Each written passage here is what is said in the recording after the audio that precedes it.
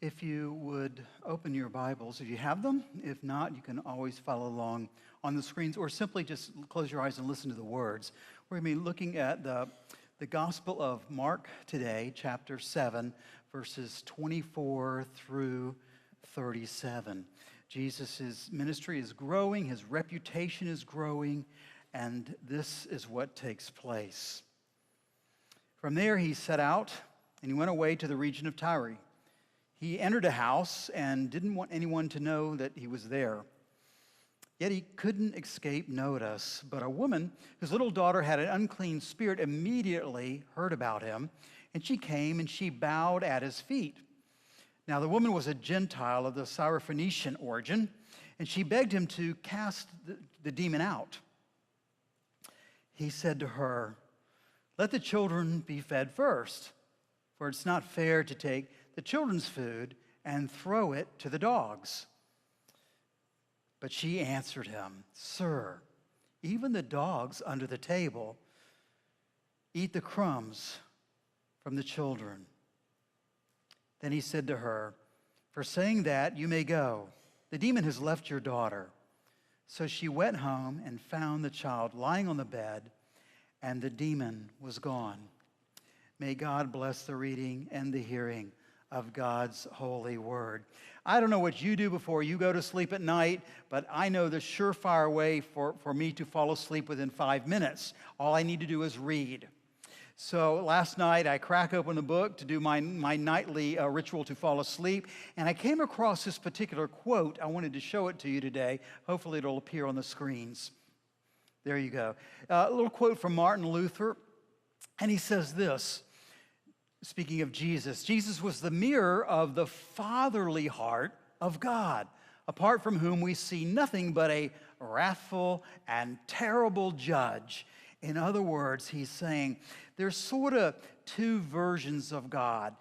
Without Jesus, we can kind of focus on this vengeful, mean God. Some people would say the God of the Old Testament, while others say, well, the nice part of God is the Jesus part, the part we see in the New Testament. However, certain passages in the Bible don't always, at least at surface value, portray Jesus as the nice heart of God that Luther is referring to, and such is the case today in the passage that we just read.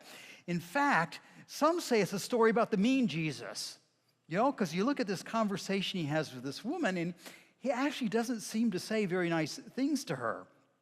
But it's a story like this one we find in the Gospel of Mark that I really appreciate. It's these kinds of stories that make me believe that the Bible is true and that you can trust it. And you go, why is that? Because it has a bad story in it? Yes. Because if I were putting together a convincing document to win over humanity, I wouldn't put in the bad stories. I would put in lovely, good stories if I'm presenting my case. I wouldn't do stuff like this one where Jesus calls a woman sort of a dog, or stories like David and Bathsheba where the big hero of God turns out to be not a very good guy of character. So it tells me something about the Bible. In fact, it contains a whole truth.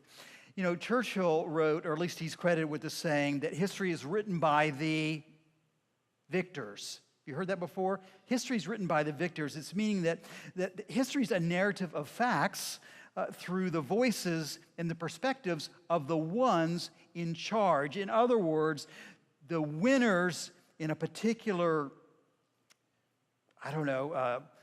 conflict, the winners write the history, and it's always in their own favor. That's why it's kind of interesting that this story doesn't, on face value, appear to be in Jesus' favor. So if that is true, and we're going to find out, why include it in the Bible? Why is it in the Gospels? Why is this conversation? Why don't they just take it out and get rid of it? There must be some kind of reason, and that's how my mind works. I'm like, okay, why this story? Why is it here? Does arguing with God, kind of outwitting God to make some kind of case, does it win you a healing? If that's true, man, I really need to bone up on my case presentation.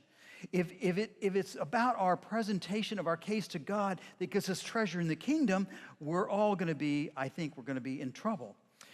In the story, we hear about Jesus. He's going through towns. He's preaching.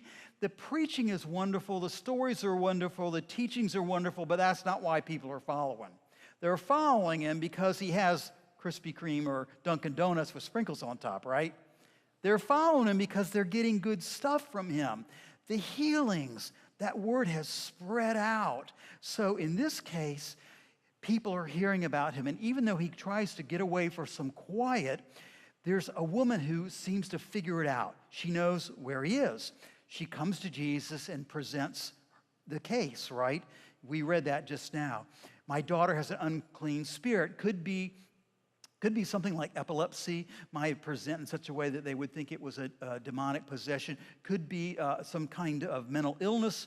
We don't really know. But she comes and she says, Jesus, won't you help? And there's not one of us in here who had a son or a daughter that needed help, desperately would not go and seek that help out in the very best place we could find. If it's a medical issue, we'd want the very best doctors. We'd make our case, and she makes her case that this demon would be cast out and her daughter would be free. It's a wonderful story of a mother's love. But by ordinary standards of the day, it should never have happened. That's why the story almost shouldn't belong in the Bible. It shouldn't be there because the Jewish Jesus should ignore her completely. Give her no due at all. If you've been around the church long enough and you've heard enough sermons, you know probably why. She's a Gentile. The Jews and the Gentiles have been going at it. There's been bad blood between them for centuries, but there was a second kind of double whammy of why she shouldn't even have been there, and that is she was not only a Gentile, what else was she? She's a woman, right? She's a woman. And in that era, coming before, for a woman to approach a man in such a way to which she wasn't related, well, that was unheard of. The closest I come to sort of understanding this kind of Middle Eastern culture is we do chapel in here. It's kind of like what we did with the children's message, only there's about 60 of these guys up here on the platform, and we're presenting little stories and Bible stories and messages to them. And at the end of one chapel, there was a couple. Oftentimes, parents come and they want to see what is Jody saying to the kids. They don't care about what I say. They're checking him out, but they're coming in to see what's going on. And so this happened to be a Muslim couple because at our school, we have Muslims, we have Christians, we have non-churched, we have Jewish, we have everything open for folks to come. So here's this Muslim couple, and I do what I always do, which is if I were going to greet you today, I'd walk up to you and I'd hold my hand out and I'd shake your hand, right? So I go up to her and I put my hand out to shake, and you could see she was tentative. She started to reach. She didn't know what to do because I'd put her on the spot. Why? Her husband told me. He said, men are not allowed to touch a woman that's not their wife. Oh. Felt terrible, but it was an education, and I learned. But that's the case in some cultures. That's what's going on here. She shouldn't have been there. She shouldn't have been speaking to Jesus. She shouldn't have approached Jesus. But even still, with all that being said, you can't get around this idea that some say Jesus is a bit cruel in the story. He's saying really kind of mean things to her. He gives this comment about the dogs, basically, hey, you're kind of second-class citizens. We're not going to pay much attention to you. You're kind of the dogs of the community. And if you read that at face value in your English translation, that's about what you come away with, but we know there's something more. So we want to dig a little deeper. In his commentary on Mark, R.C.H. Lenski translates that little word that you read in some of your Bible translation as dogs. It's kunauria is the actual Greek word. It really means little pet dogs. Now, I know many of you have. Do you have little pet dogs? Okay, you got little pet dogs. Now, is that a bad term? Well, Jesus uses that little pet dog saying, and here's how it makes more sense, so we can understand Jesus as not being too mean here. In the Orient, in those days, and it can be true today in some cases, they're wild dogs. And the wild dogs they were just running out into the streets. They were sort of the garbage collectors. They would take care of trash and garbage left in the street, and that was how they survived. But just like you and I, people had pet dogs. They had family pets. And family pets were kept inside the house. They didn't run wild. And what do you do at your house when you have your family pet near the dinner table at dinner? Would you slip them a little something? Now, when I was about 10 years old and my mother made liver, my dog got all kinds of treats. Because I couldn't stand liver. Just give that away. So here's this idea of people have pets and they feed them because they love them. They're almost part of the family. So this idea of tossing scraps from the table is not necessarily a demeaning description. But Jesus goes a little bit further, not just in using very, I think, loving terminology. He's giving her that venue, right? He's giving her that opportunity to make a case. She gets to present a case to Jesus. Now, back in the day when I was going through fundraising training in Young Life, they told us about if you want people to give money, you have to make a case. And I went to this whole seminar about how to put case studies together. That is, I got to show how bad this problem is, Bob, that you have. If I can show you how bad the problem is, and then I show you how to fix it, would you listen to me? Probably. So we make the case. In the case of Young Life, it was teens are at risk. We have a great ministry that reaches to unchurched kids, and we can offer them the love of Jesus Christ. I present my case. They either buy it or they don't buy it. We also present a case often in preaching to kids. The Young Life process of presenting the gospel is making a case to kids. If I can't make a case to a kid why they need Jesus, why should they even listen to what I have to say? So we call that the need talk in Young Life. We make the need talk, present the need, and then show how God meets our need. Okay? It's a pretty simple proposition. If you have no need for a doctor, you don't seek a doctor. If the case can be made that you have brokenness in your heart, you may actually seek Jesus Christ, making a case. But I think there's more to this than just Jesus allowing a venue for her to make her case. There's a little kind of a back and forth happening between Jesus and this woman. And if you understand the context, then it makes great sense. It's something called the rabbinic tradition. Many say Jesus was inviting her into the rabbinic tradition. That is, going up against a contender for the purpose of improving one's own skills. You almost have a kind of a debate-off, right? We're going to debate and help sharpen each other's skills. They call this metal iron sharpening iron, right? Iron sharpening iron, like this bayonet. If I'm taking a file, iron sharpening iron. That's the idea of honing one's skills by going up into some kind of a playful debate, a playful competition. This happened all the time, and it still happens even up through the Middle Ages with rabbis, and there's books written about some of these debates where they try to say, oh, here's the interpretation, but I'm going to present my case, you each present your case, and so it goes. But we see this in another way through something called the riddle game, and I'm not going to ask you if you know what the riddle game was. I asked the first service, nobody knew what the riddle game was. Do you know what the riddle game is, Heidi? No. You say, thank you for pointing me out in worship, Pastor Joe. So the riddle game goes like this. It's a contest of knowledge and reasoning. And it appears in many famous writings. Each person takes a turn to ask a question.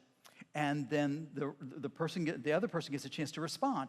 The first one who can't come up with the answer to the question is the loser, right?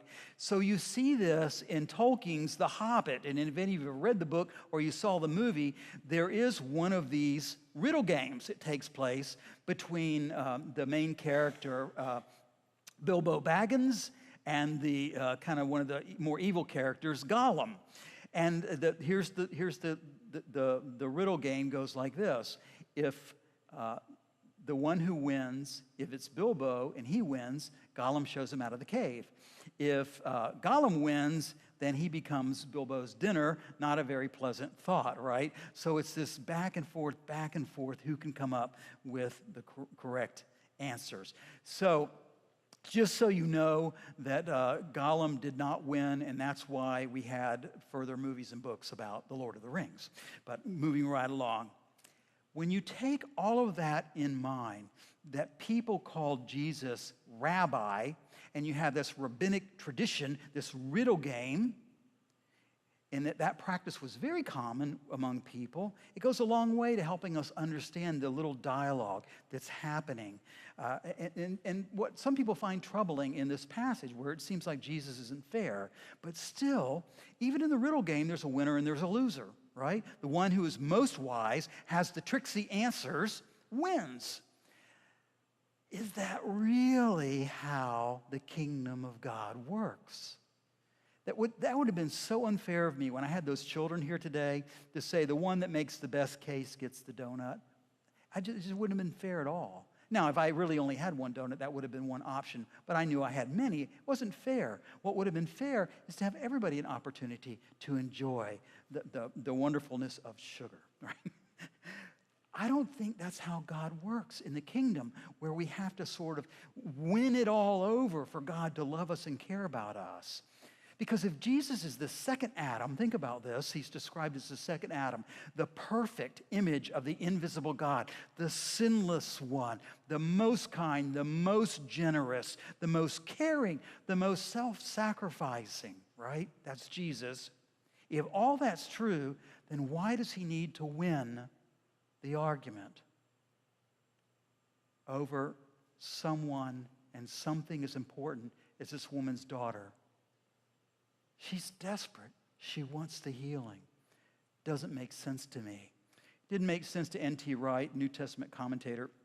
He describes this conversation much in the way I've been talking about as sort of a teasing banter back and forth. And he goes on to say the point for us in the story, if you're reading the story today, is that if sparring is what's going on between Jesus and the woman, first of all, it tells us that comment about puppies is in fact not very rude. We already know that. But it's also an invitation for her to make a case. We know something that was totally uncommon for a man to offer a woman in that time. And if so, he's honoring her.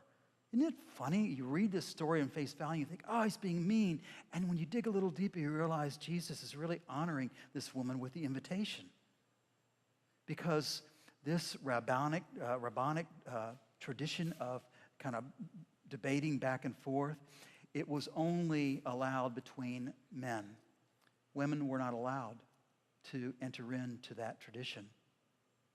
So I don't think she expected the invitation, but she got it. And she didn't hesitate a moment. Did you see in the story? It's an instant response. She makes her case to Jesus. She says, "Sir, you make a good point, but even the dogs, the little puppies, the family pet under the table, eat the children's crumbs that fall from the table."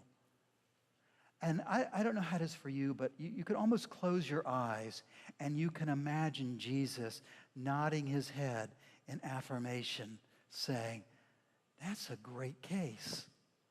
You made a great argument. It's valid. I get that."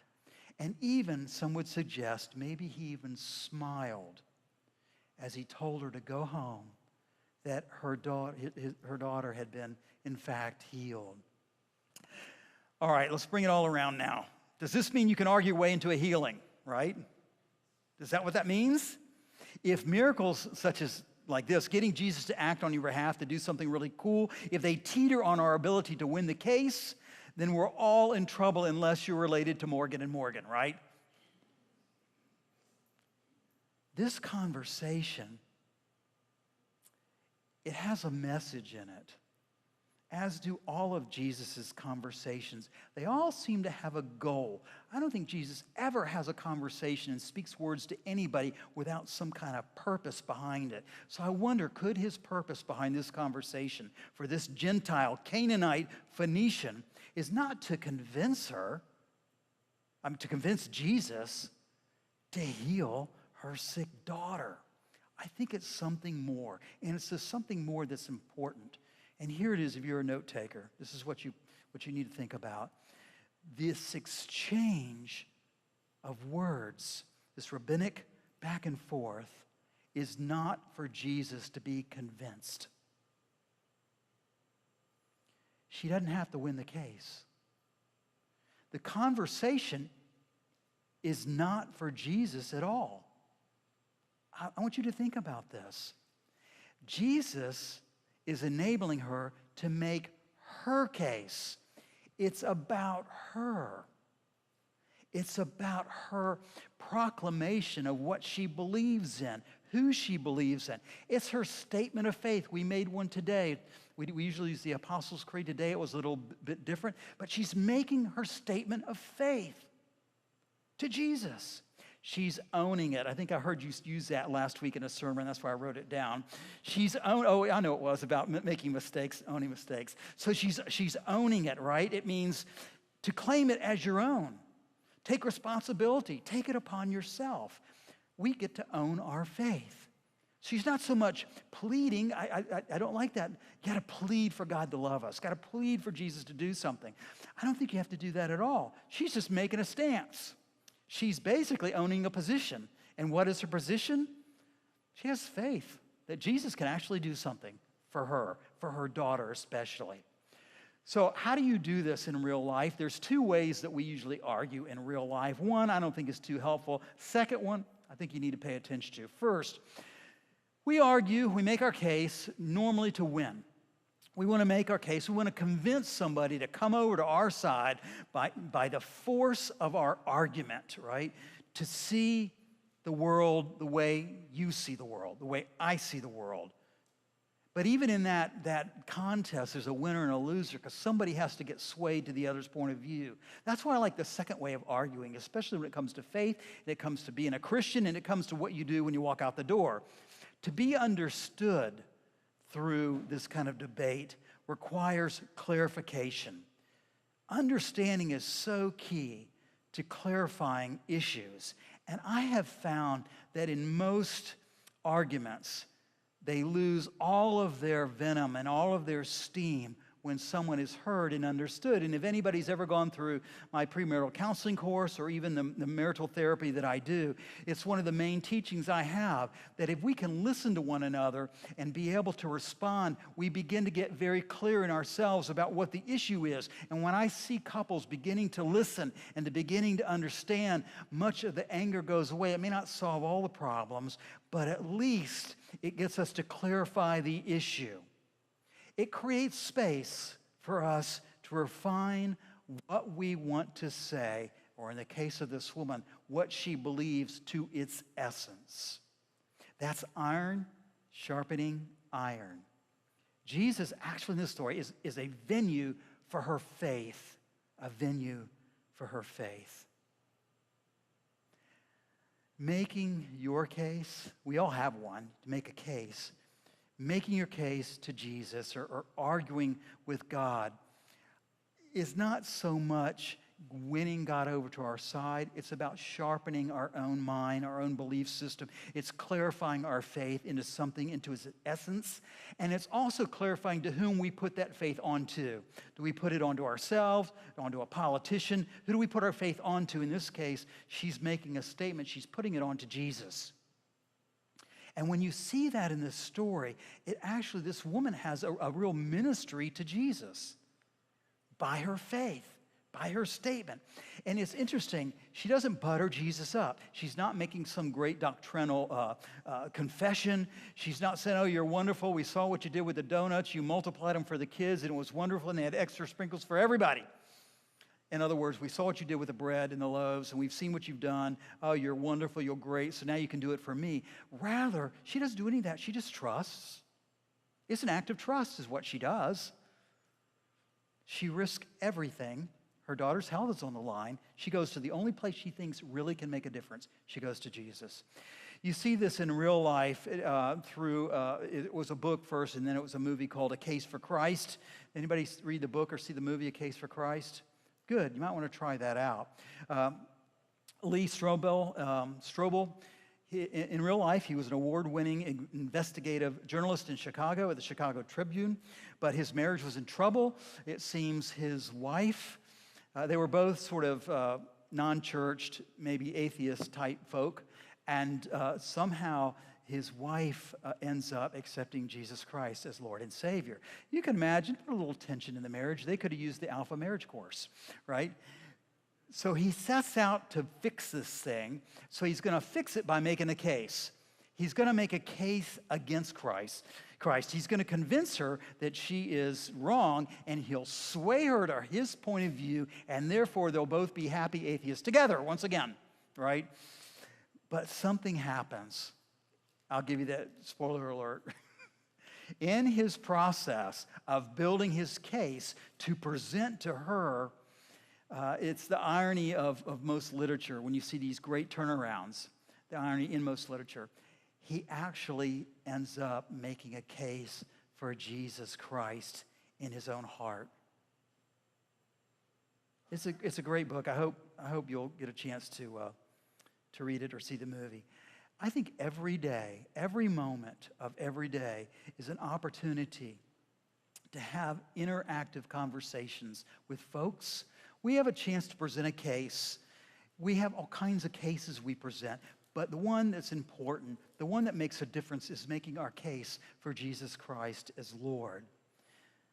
Because we all have that. Everyone who has faith in Christ, it believes, has a case to make for Christ. And I'm not talking about putting big placards on or marching up and down the highway for people to honk at you. It's an opportunity for us to sharpen our personal faith, to clarify the love of the gospel to someone else. And it comes in multifaceted ways. It can just come in how we present to other people. Now, today you're going to make some decisions. You're going to decide, do I go to Anderson Hall and sign up for the marriage course, or sign up for Alpha, or sign up for any of those things? Am I going to have an extra hot dog? Will I have that donut, or will I have that cookie? Then you're going to decide, what will I eat for dinner tonight? You're always making decisions. You're having to figure these things out. You're going to have to make a case for what you're going to do. I want you to know the gospel story tells us that if you're a Christian, you stand uniquely apart with an irrefutable truth of Jesus Christ. Think about that. If you're a believer, you have the very best case for life because our case is Christ. Now I want to close, and then we're going to sing a song. A good friend of mine, good pastor friend, his name's Leon Blotter. He's actually going with us, helping me lead the trip to Israel in October. I saw him write something recently, and it made the case for what I'm trying to say today. So I want to offer this to you as we close. He wrote this: despite all of our brokenness and all of our fallibility, God chooses to use the church, he's talking about us, to convey the good news that because of Jesus, we all have hope, we all have a future. That is the message that often gets lost, he says, when we move toward negative spaces of our beliefs. He said, if you belong to a loving, caring, vibrant community of faith, I would say like Markham Woods, tell people about it. He says, stop apologizing for a church that you don't belong to. Stop apologizing and start testifying. We would say, making a case. Don't be afraid, he says, to share how your commitment to your church has impacted on your life. Tell your non-churchy friends that can't stand church that you've got just the church for them, and you're going to save them a seat. Amen.